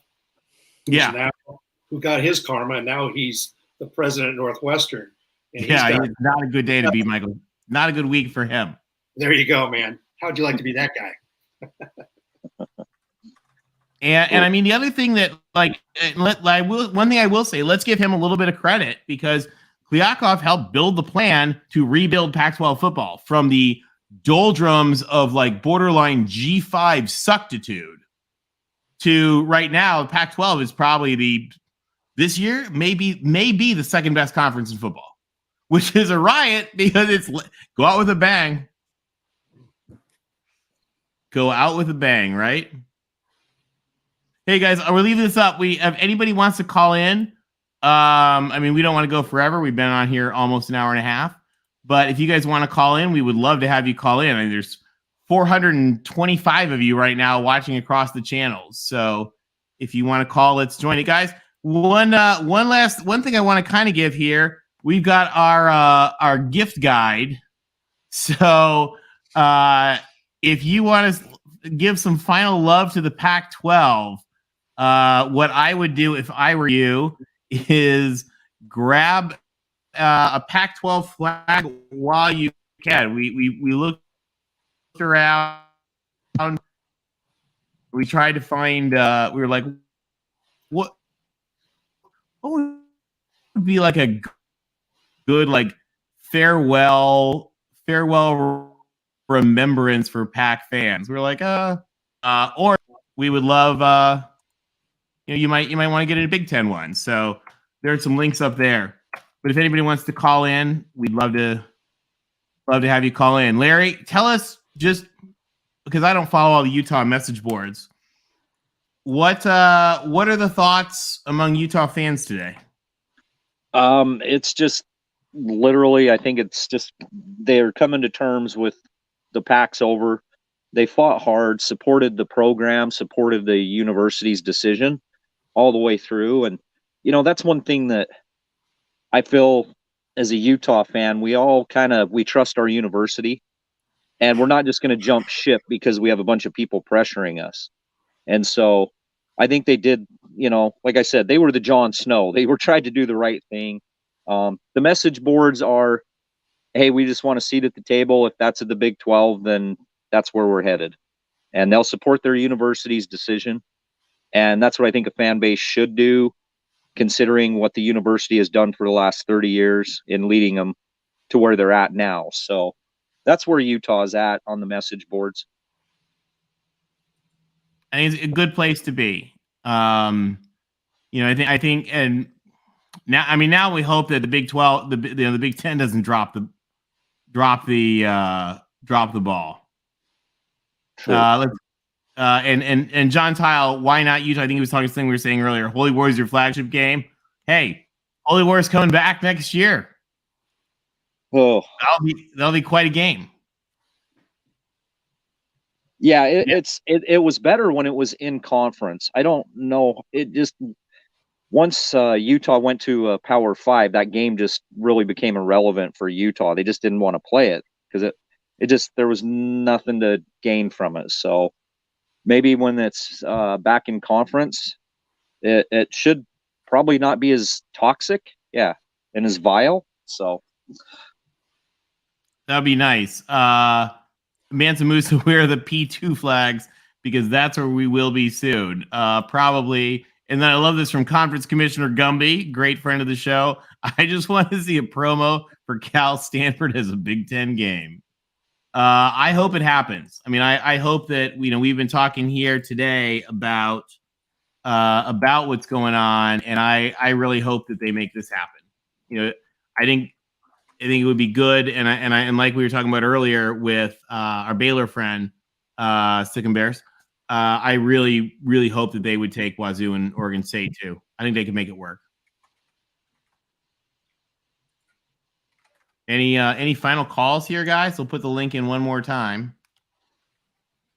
We'd love to hear what you guys think before we wrap up here. Does Clay resign before the end of the week?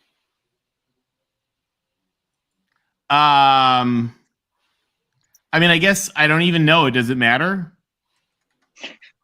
If you have 4 schools that leave by Friday. So I said actually, and let me quick go to my little list. Just for kicks, I'll give you guys, this is what we were going to do today we were going to talk about today before we found out the Big Ten was moving in, and then it became OBE, but I left it in here anyway. The recommendation of what the Pac-9, 8, whatever it was doing should do was to expand now. They should have gotten new advisors. So SMA, who was running their media thing, needed to be fired and replaced. I thought they should have replaced Klyakov immediately, appointed a temporary czar, somebody like Jim Delaney or Christina Johnson, so they could hire a new commissioner. New executive committee. This Apple thing was a mess, so rebid it if needed. Then a couple of things from PR. They need new PR staff. They need to get Berman or somebody as a counter PR. Partnership with the ACC. And then I thought they really should fight back because they have just not been doing that. Obviously, that seems to be OBE at the moment. Again, unless the Big Ten is not going to move forward. Gixxer Squid as a super chat. And Gixxer, thank you for supporting the channel. We appreciate that. So from each of you guys, and I'll go last, what 3 words would you use to describe USC's upcoming and final Pac-12 season? Veni Vidi Vici. Oh, that's there. So you good. go. A grand send-off.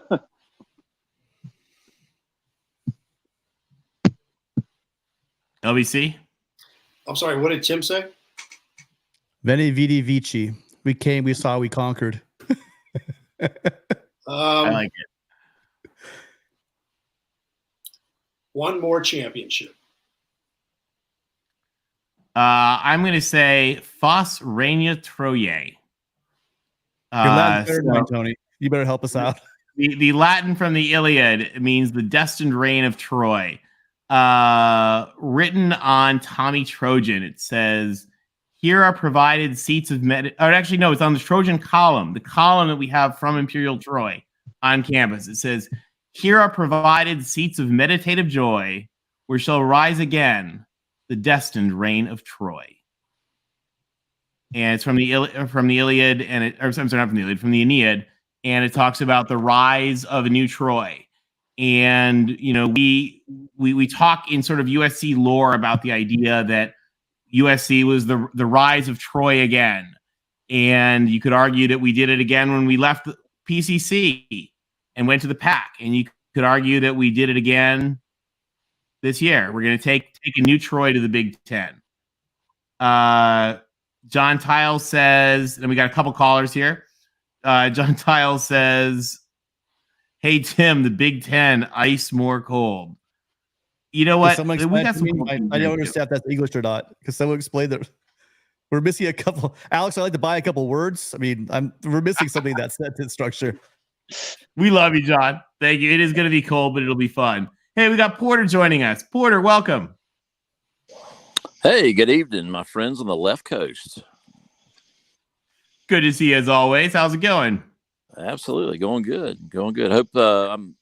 Hopefully the cicadas in the background aren't too loud. Hopefully you can handle that. But I'm sitting outside having a nice cold one, and I guess it's after midnight here in Metro Atlanta. But hey, wanted to kind of respond to some of the hubris that's being shown in the chat from, I don't know, I guess this hodgepodge of a conference that you guys are talking about. You're getting Big Ten people in the chat and Pac-12 or whatever the Pac's called now. Help me understand how, when you take the regionality out and when you take the culture out and when you take this familiarity with the schools and you're flying back and forth all over the country, how this is going to help for this whatever conference is going to be called. How is this going to be how are they going to be more competitive when it comes to playing the SEC?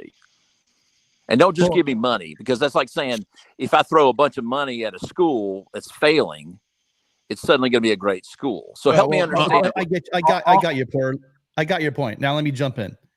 We're not throwing at schools that are failing. We're not throwing money at schools that are failing. One of those schools is USC, who's now going to probably which is the richest conference. And USC before this decided that they wanted to actually join big boy football again and get a competent AD and get a great head coach. And you're also seeing that in Wisconsin. You're seeing that in Nebraska. See, the Pac-12 actually was turning this thing around, which is such a shame. Thank you, Larry Scott, by getting good coaches in. Good coaches bring good players. Good players, good coaches bring wins. Last year, the Pac-12 had 6 teams in the top 25. And it probably would continue to get better with the teams and the coaches they have available right now. The Big Ten's is a huge contract, lots of money, historically great teams in that conference. And how it's going to turn around, I think that people in the SEC need to stop and think that you guys had a great run and you guys might continue your great run. But we don't know what college football is going to be like over the next 10 years. I don't know. Porter, you don't know. This game is being flipped on its head right now. And the way that you have the transfer portal and the way you have the money, the ridiculous money is these contracts, and the way they're changing even the clock rules, we don't know the impact that all this stuff is going to have. And for years, some teams have been paying for players. Now that's totally legal. So that advantage is gone. You're going to have a problem where you're going to have haves and have-nots in these conferences because you're going to have NIL situations. All the money used to go to the athletic department for your coaching staff, for your support staff, for your facilities and all this stuff. That's all now going to NIL. And so where you need to get that extra money from, it's going to be from these big TV contracts. So what's going to happen is you're going to start consolidating all of the players also on these schools. And for a long time, a lot of schools, like USC and Washington, they didn't have their act together for a while. And a lot of our talent was going to this SEC and to Ohio State. I see that stopping now. And so the idea that, a couple schools, and it is a couple schools, it's like four schools in the SEC that have done very well. But that doesn't mean it's going to continue forever. What do you think? The consistency is there. I mean, Alabama and Georgia show. Well, when you lump in the BCS and you lump in the playoff era, we're talking about how many different programs in the SEC have won national championships? I'm not talking about 20 years ago. Let's keep this 20 years ago anymore. Wait. Tim, you're not talking about how many years ago? Yeah. Hold on, guys. How many years ago? Let's talk now. I want to recenter us on the only conference. Hey guys, the only conference that is not involved today in Pac-12 discussions is the SEC. So if we can keep it on relevant conferences just for today, because we got some other calls waiting. Let's talk the Big Ten. The short story is that the teams and the coaches in the Big Ten, I mean, you already had Ohio State, Michigan, and Penn State getting, Ohio State's been doing it. Michigan's coming up. Penn State's been just kind of bouncing, getting close to that top echelon. And now you add USC. It looks like Wisconsin's getting their crap together, and possibly Nebraska. I don't know why the SEC thinks that they own. I mean, Ohio State was a field goal away from beating you guys.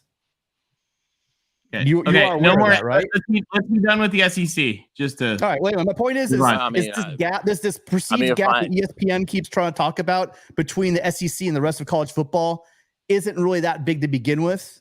SEC is the best conference, but it's not night and day, and the rest of the conferences are catching up. And the Big Ten is doing that. 4 more seconds of SEC. Last points, go. Okay, no, I'm not. I'll leave the SEC out of it. Okay, let's talk about the pride. Let's talk about the pride and joy of what's left of the Pac-10 or 12 or whatever we want to call it. You guys take so much pride in your men's sports. Your water polo, your golf, your tennis, and all track and field. Stuff. Yeah, okay. Track and field. Let's talk about that. Have you seen what the SEC? I'm sorry. Have you seen what another conference is doing to the College World Series? And if you think that's going to change with what's going on right now, you're crazy. Guys, I'm just going to cut this off. I don't want to. We've had enough SEC discussions. These men's sports are going to suffer from the Pac-12, and if you don't realize that, with all this travel, the men's sports are going to suffer. And the country club sports, which we have done pretty well in, my alma mater, the University of Georgia, has won 5 national championships in tennis. Oh, dog. You think it's gonna get even better now because you're Tony. How many national championships does USC, Stanford have in tennis? A lot. More than 5.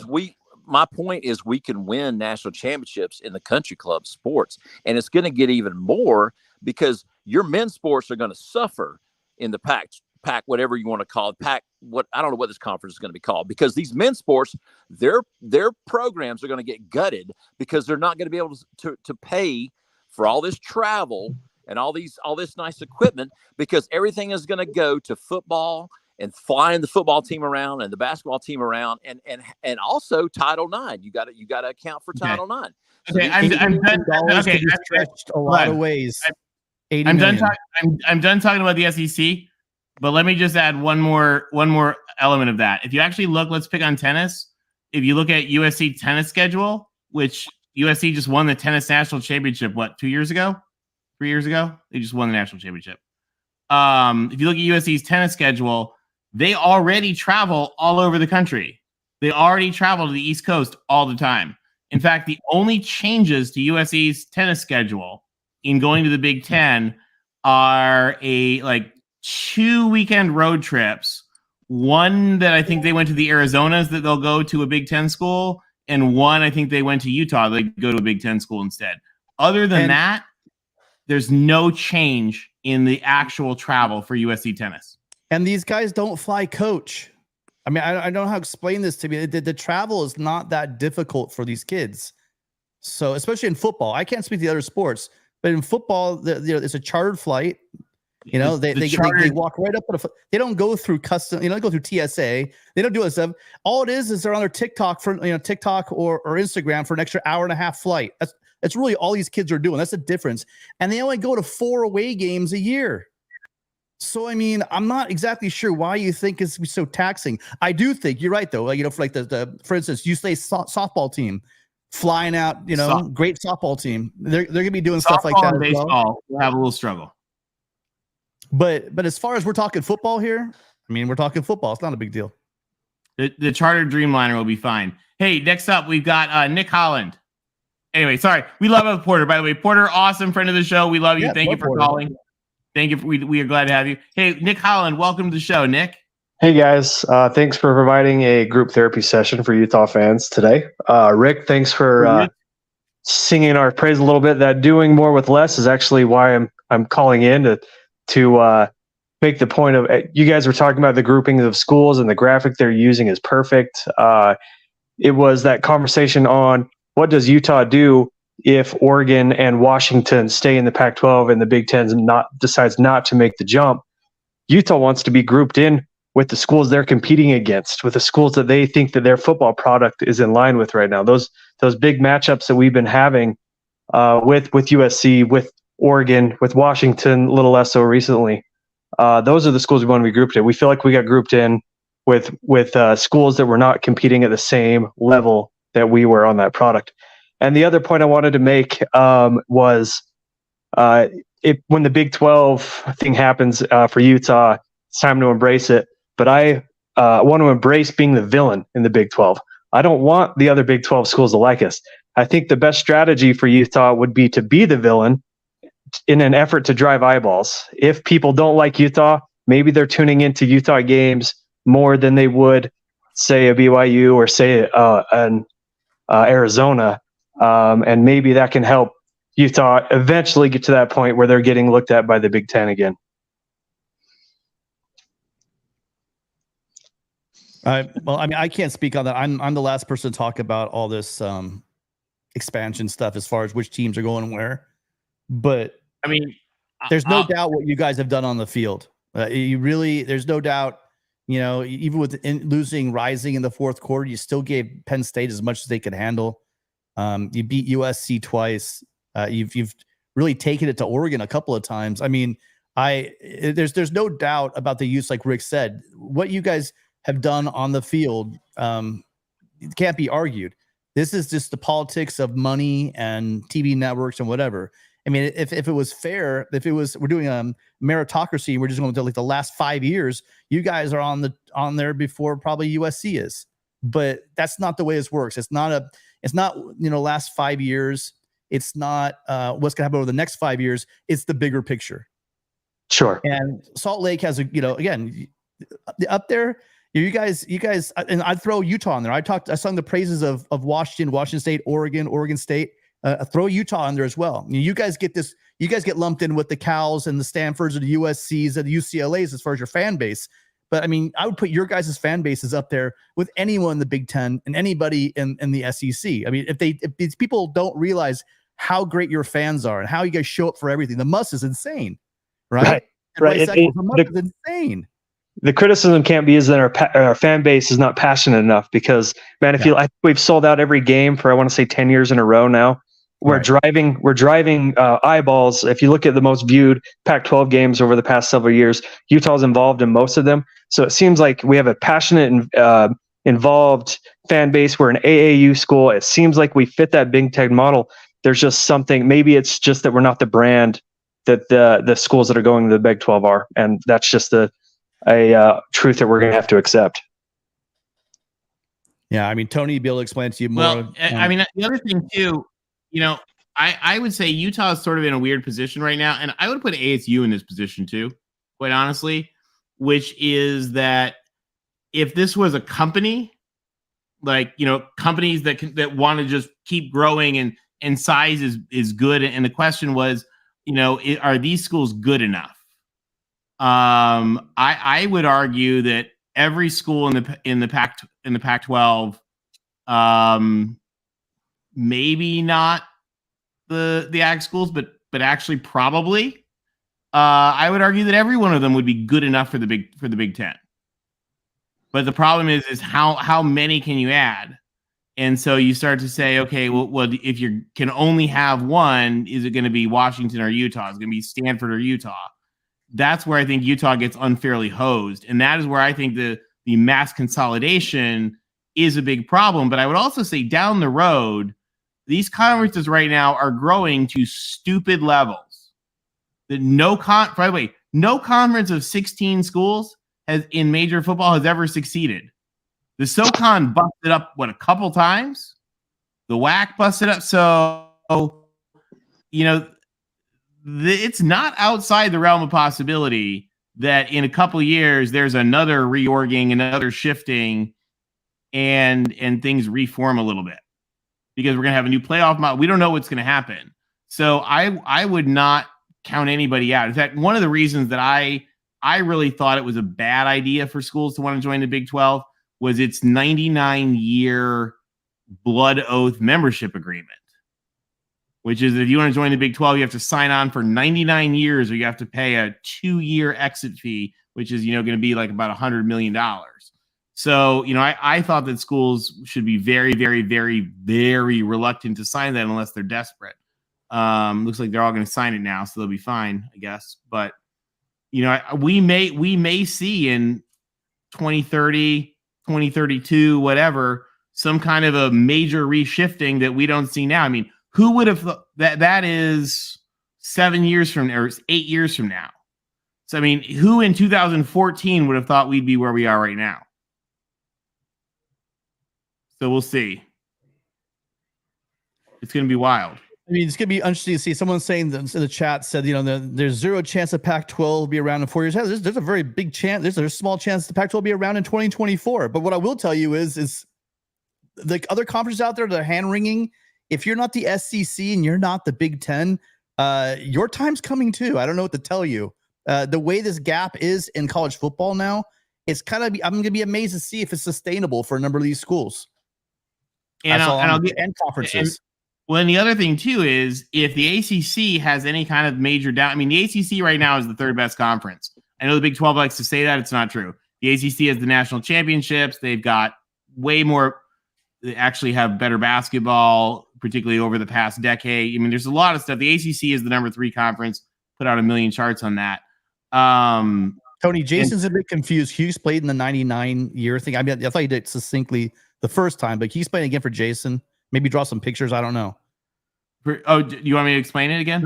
Yeah. Apparently, he didn't understand what you meant by the 99-cent. Yeah. A 99-year deal you have to do to join the Big 12. Yeah, to join the Big 12, you have to sign a 99-year membership deal.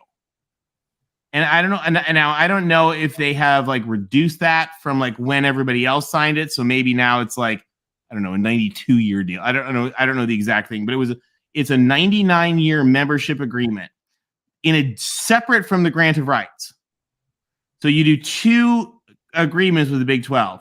The first is this 99-year membership agreement where you owe 2 years of total distributions as an exit fee, no matter what, with the grant of rights if you leave in the 99 years. This was the whole thing with Texas and Oklahoma. They were going to each owe $80 million. With the new playoff money, that's going to go up. It's probably going to be $100 million and increasing. So if you try to leave the Big 12 in 2030, you're going to owe $100 million to get out, in addition to anything with the getting out of your grant of rights, buying that out. So one of the things that Texas and Oklahoma did as part of the Big 12's new TV extension, one of the key elements of that is that ESPN, who gave the Big 12 very, very generous terms, was able to pluck its 2 teams to the SEC and do it cheaply.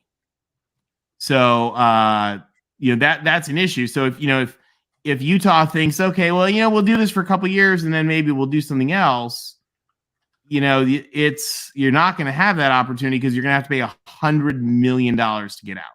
And that's actually one of the things that protected the Big 12, because in all honesty, if Kansas could have joined the Pac-12, they probably would have. Yeah, no thanks. That's an issue. Nobody's leaving the Big 12 anytime soon with $100 million buyout. So again, smart for them. Really, really, really smart for them, because it helps keep everybody locked in.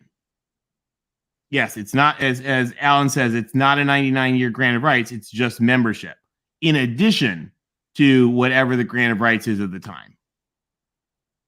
That's crazy. And McMuffin points out that's why WVU can't join the ACC. So again, this is the kind of thing. If you want to flip between conferences, it's a really bad thing. If you want to stay in the conference, it's a really good thing. I'll tell you what the Big 10 does, by the way, because we're not bashing on the Big 12 for this. It's smart for them. The Big 10 integrates all that stuff. Like, remember, we've talked about this on the channel a lot. The Big 10 integrates your libraries and your purchasing department, your HR and your leadership training and your faculty hiring, and all this stuff gets integrated into the Big 10. So if you're going to leave the Big 10, you've got to unintegrate your IT and your cybersecurity and your web development and all that kind of stuff. You unintegrate your library, which you're not going to do, because that actually probably matters more to you than your sports anyway. So that's an interesting, just kind of an interesting thing there. What's worse, Tony? Being dead or being the Walking Dead? I don't know. Pac-12 is a dead conference, but is it better to be a zombie? I don't know. You know what? I'm not going to go into too much detail. You know what's better? You don't have Great to football. think about those things, Tim, like us Utah fans do. I mean, it's better to just have great football. Yeah. Yeah. All right. On that note, guys, we are at almost 2 hours. We didn't think we'd go this long. Any final thoughts here from the gang? No, just this is what happens when you let TV networks run college football. Kind of like what they did to baseball years ago. I mean, it's just the way it's gonna go. And enjoy it while we can, guys. I know I won't be watching college football like I did when I was young. I feel sorry for my kids. It's just the way it is, right? Things change. Embrace it. Yeah, I'm with Tim on that. It's just kind of it's a sad day to a degree, and I really, Washington State and Oregon State have great fans, and it would just be very sad to see if they, were relegated. It really would. So, hoping the best for everybody. Yeah, and what I still keep seeing hand-wringing by some, not all. Again, the vast majority of Big 12 people I talk to are very rational, but there's some of these really butthurt dudes out there that felt bad about the fact that Pac-12 wouldn't pick them up. I'm going to say this, and I mean it crystal clear. Surviving, yes, your conference is going to survive. It's not like the Big 12 beat anything, really. The Big 12 survived because I'm going to say it, and I don't care. It's kind of like the Island Misfit Toys. Those of you guys are old enough to remember there was this show around Christmas time, and it was this horrible story about this island where all the toys that none of the kids wanted would end up on. Okay? And so I'm going to be really clear to you guys that think it's hilarious and enjoying that the Pac-12's going to be disbanded. A couple of things to remember. One, the reason why your conference is still where it is because nobody wanted anybody that was left, maybe UT and OU. Well, guess what? They got an invite and they got the hell out of there. So that left the rest of what was left, after Nebraska's left, A&M has left, Missouri is left. These teams all leave, and then you pull in Colorado. And by the way, people say that now we're saying that they're ugly girlfriend and we're all bitter about it. Dude, Colorado did nothing in our league. Nothing. USC was like 16-0 against Colorado. It's not like we're getting bitter after they left. They literally did nothing to help this conference. They were dead weight the entire time they were here. So that's nothing. Dan Layden's comments were amazing. Outside of Desert Storm, what the hell for a couple of years? What have they done in the 40 plus years they've been in the league? Next to nothing. And by the way, basketball school, how many national championships have they won? One? So Big 12, remember, here's the thing. Now you're on the clock. You see, you guys could have said, yeah, we're not as bad as the Pac-12, the Pac-10, whatever they are. Guess what? Now you guys are going to be the bottom of the barrel.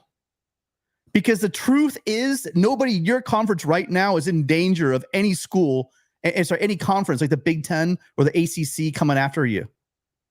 It's not happening. No one wants any of the teams in your conference. So you can sit there and just be happy and excited that the Pac-12 is going down because they didn't want any of your teams. Heck, the Pac-12 didn't even want any Big 12 teams. True. Okay, let that sink in. So enjoy, come at me, call me all the little names some of you weirdos like to do. I really don't care. The fact is the Big 12 has got some great fans, some good teams, but you fans out there excited about the demise of really college. This is like, we're all going to look back 10, 15, 20 years from now and look back at this day and go, man, it's kind of when all this stuff really started spiraling. Because it's not a good thing when a conference goes down. It never has been.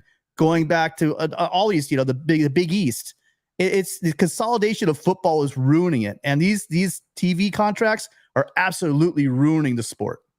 So have fun, do your victory lap, but remember, now you're on the clock. Now you guys are the ones everyone laughs at. So have fun. All good points. I just want to say to folks from Wazoo and Oregon State, I hope that things work out. things tend to work out a lot of times. If not, only worry about the things you can control. Win games. That's all you can do. You both have great teams this year. We're looking forward to it.